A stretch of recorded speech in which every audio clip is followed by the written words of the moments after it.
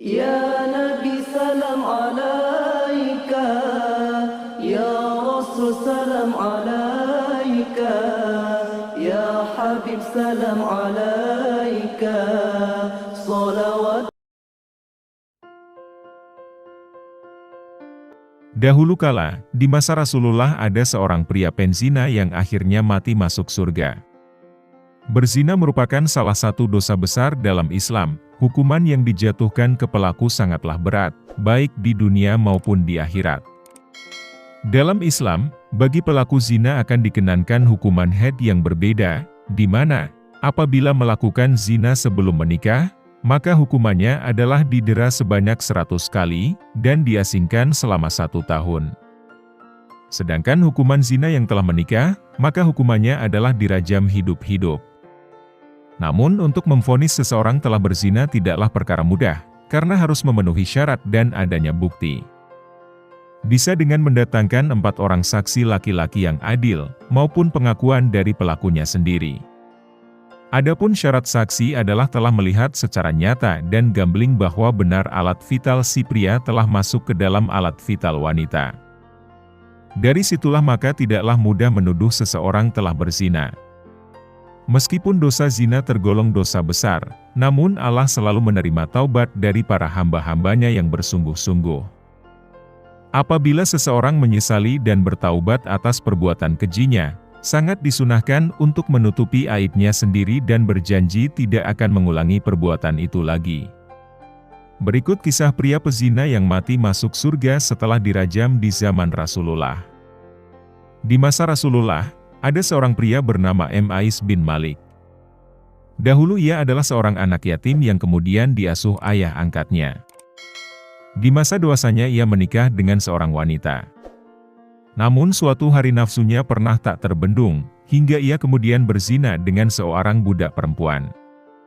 Setelah melakukan perbuatan keji itu, penyesalan dan kesedihan muncul dalam diri Ma'is bin Malik.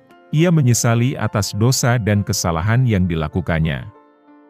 Kemudian, ayah angkatnya memerintah Ma'is agar sowan bertemu Rasulullah, dengan harapan bisa mendapatkan solusi dan ampunan dari Allah. Kemudian pergilah Ma'is bertemu Rasulullah. Setelah sampai, Ma'is berkata kepada Rasulullah, "Ya Rasulullah, bersihkanlah diriku." Lalu Nabi menjawab, "Janganlah lancang, mohonlah ampun kepada Allah dan bertaubatlah."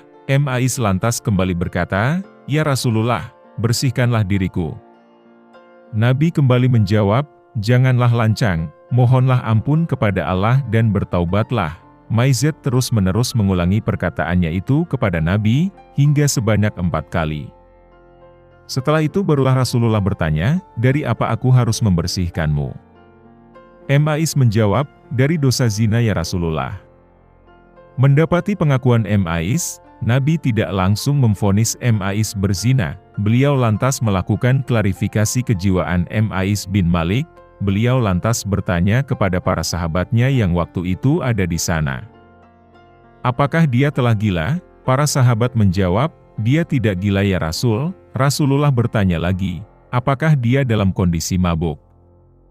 Lalu mendekatlah salah seorang sahabat dan menciumi aroma mulut Ma'is. Setelah dicek, ternyata tidak ditemukan bau minuman keras di mulut Ma'is. Rasulullah lalu bertanya lagi kepada Ma'is, "Apakah benar kamu telah berzina?" Ma'is menjawab, "Benar ya Rasulullah." Mendengar pengakuan sungguh-sungguh Ma'is, Rasulullah lalu memerintahkan para sahabatnya untuk melaksanakan hukum rajam kepada Ma'is bin Malik. Ma'is lalu dibawa menuju hamparan padang pasir. Dibuatkanlah sebuah lubang, kemudian tubuhnya Ma'is lantas ditanam dalam tanah. Lalu dirajamlah Ma'is bin Malik hidup-hidup. Ia dirajam dengan dilempari batu. Ia terus dilempari batu, hingga akhirnya ia meninggal dunia. Begitu mengerikannya hukuman rajam yang dialami Ma'is. Meskipun begitu, keputusan itu sudah mantap diambil Ma'is, demi membersihkan dosa-dosanya di dunia. Setelah Ma'is meninggal dunia, maka para sahabat berselisih tentang status kematiannya. Sebagian para sahabat mengatakan bahwa Ma'is mati su'ul khotimah, karena belum mengganti dengan kebaikan. Namun sebagian yang lain mengatakan bahwa Mais meninggal husnul khatimah, karena Mais takut akan dosa-dosanya di akhirat kelak, sehingga ia memilih hukumannya diselesaikan di dunia. Rasulullah sendiri memilih diam, dan belum memberikan keputusan tentang status kematian Mais. Perselisihan antar dua kelompok sahabat ini terus berlangsung, hingga 2 atau 3 hari.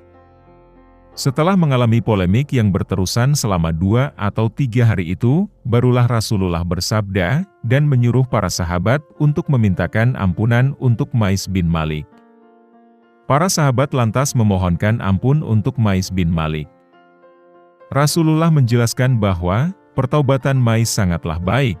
Andaikan taubat Mais digunakan syafaat untuk seluruh penduduk Madinah, pastilah mencukupi. Betapa bahagianya Mais bin Malik menjadi penghuni surga yang indah. Begitu luasnya Mais bin Malik mendapatkan ampunan dari Allah, setelah dia melakukan hukuman rajam itu. Dari kisah ini kita dapat mengetahui, betapa hati-hatinya Rasulullah melaksanakan hukum rajam. Beliau bahkan selalu mengarahkan, dan memberikan pesan kepada pelakunya untuk bertaubat dan memohon ampunan kepada Allah. Pilihan hukum rajam ini bukanlah sesuatu pilihan utama Rasulullah, atas pengakuan pelaku dosa yang memang telah mengakui dan menyesali dosa-dosanya. Rasulullah selalu lebih memilih menuntun pelaku dosa itu dengan cukup bertaubat, memohon ampunan kepada Allah dan berjanji untuk tidak mengulangi lagi. Dalam kisah di atas menggambarkan seakan-akan Rasulullah berusaha menarik pengakuan Mais dan lebih menyarankan kepada pertaubatan tanpa mendahulukan hukuman had. Adapun dosa yang telah dilakukan biarlah hanya pelaku dan Allah saja yang tahu, dan tak perlu aibnya disebarkan sendiri. Setiap orang yang melakukan sebuah dosa besar masih ada kesempatan baginya untuk kembali bertaubat kepada Allah. Karena Allah benar-benar Maha Pengampun.